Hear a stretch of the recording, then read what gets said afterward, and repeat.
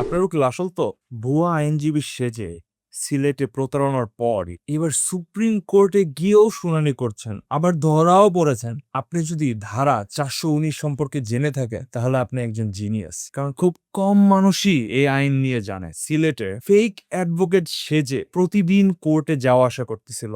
উনি ধরা পড়ার পরে মানবিকতার খাতিরে তাকে মাফ করে দেওয়া হলো, পরে ওনাকে আবার মানাও করা হয়েছিল। কিন্তু দুঃখজনক বিষয় হলো উনি আবার সেম জিনিসটা করলো। ধারা 419 কি জানেন? কেউ যদি অন্য কারো পরিচয় নিয়ে কাউকে প্রতারণা করে তাহলে এটা ধারা 419-এর অপরাধ।